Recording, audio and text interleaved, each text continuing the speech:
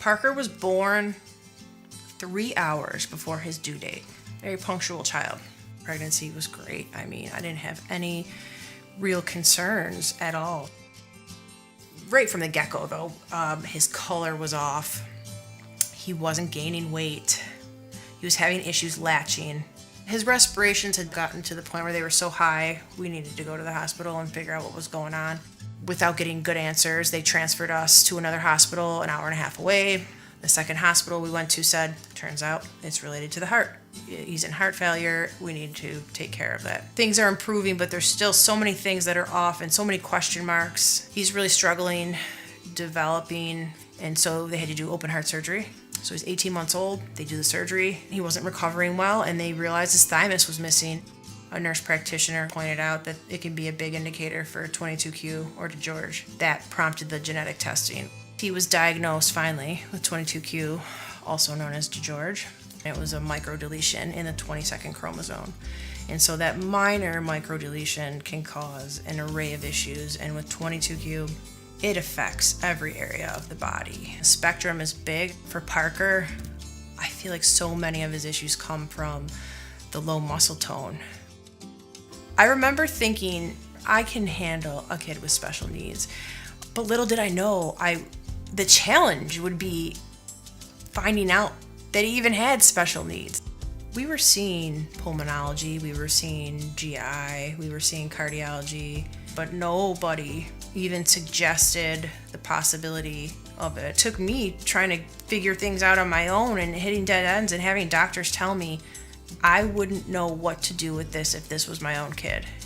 I wish that my OBGYN had offered me the test. I didn't know that was an option. There were certain tests I didn't want to do because they're more invasive and I didn't want to risk hurting the baby. But for what was a simple blood draw, to know that my odds would have indicated very accurately what I would have had coming my way would have been life-changing. If we knew there was a high chance of him having 22q, we could have really pushed for better imaging over the pregnancy to see what we were going to be up against ahead of time instead of letting him go into heart failure to figure out we had major issues. I know that regardless, at this point, he's going to be happy and there will be success, and whatever challenges are thrown at us, we'll be prepared for. But knowing is only going to make your life better. For reals. Thank you and good afternoon. This is Sam Vaughn for Sam's Sports Report. We're going to go over Velocardiofacial Syndrome, also known as DiGeorge Syndrome. Genome research we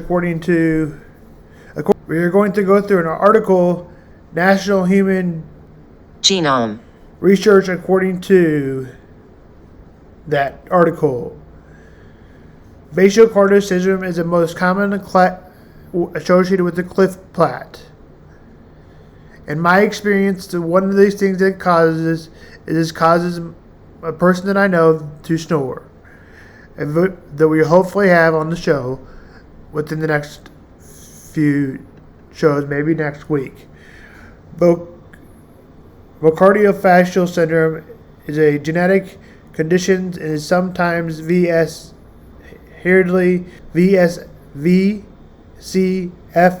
is characterized by a combination of medical problems that vary from child to child. The medical include a cleft plate, an opening roof of the mouth, and other different plates, herd deficits, fighting infections, low calcium levels, different in the way of kidneys are formed, work characteristic, facial appearance. The facial appearance to me is where she looks younger, learning problems in speech and feeding. Velocardiofacial syndrome comes from Latin word crade, meaning it faces having. Each child is born with a VCFS, the most common feature of plat difference. 75% of heart defects 75% of humans problems fighting the infection, 77% low calcium, 50% difference in kidney, 35% characteristics in facial numbers of vary depending on the individual and ethics and racial background. Learning problems 90%, speech problems 75%, and feeding problem 35%. VCFS affects about 1 in 4,000 newborns. VCS may affect more than individuals. However, some people who VCS is successful is based on a clinical examination and presence of signs of symptoms of syndrome. What is the treatment for VCS? Treatment is based on the type of symptoms are present. For example, heart defects treated as they would normally, surgical interventions, and newborn period in individuals who have low calcium levels are given calcium supplement, frequently vitamin D, to help them absorb plaque problems. Treated by a specialist, cleft plate, plata, or craniofacial team, and often requires surgical interventions and invasive speech therapy. Infection and generally treated aggressively with antibiotics in infants, children with immune problems, and early in the intervention and speech are started possible at one age.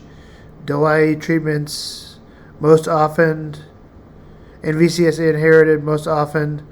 Parents have a deletion, and so it's new child 93%, and the chance for a couple to have another child with VCSF is quite low, close to zero. However, once the direction is prevented, the person has a 50% chance of having children who also has deletion.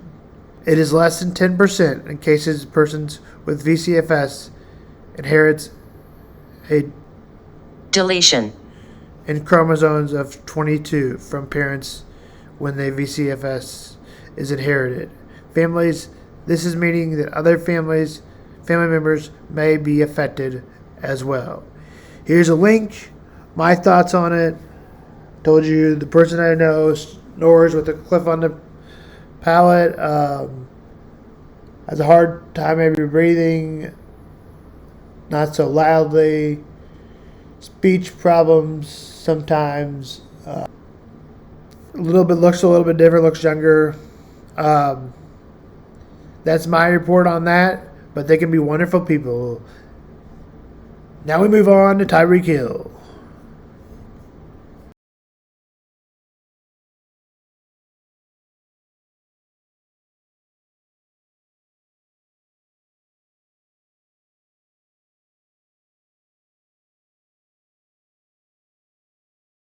Better than I was in week one. But somebody is out there, possibly, maybe, at some point. What do you think of No. the Jets? Wait. Do you know where he's going? No. Oh. Okay, go ahead. According to ESPN's Jeremy Fowler, the Jets are looking at options for wide receiver McCole Hardman, including a potential trade. He was a healthy scratch on Sunday. $2.2 million against the cap this year. Maybe the Jets would eat a little bit of that. Would you kick the tires for a re? No, you have 7 wide receivers. Do you? What does 7 guys playing wide receiver. Is McCole? What does he give you that you don't have? He gives you a guy that knows the offense. He gives you elite speed. For 4 years, we talked about how McCole didn't know the offense, but now that he's in New York, he does know the offense. The fact that he was a healthy scratch is a bit of a concern. Fair point. That is a fair point. Let's say this. There's a familiarity with the Kansas City environment. Yeah. Sure. That's a better way to put it. He knows where the stadium is. That's well said. He can drive there without directions.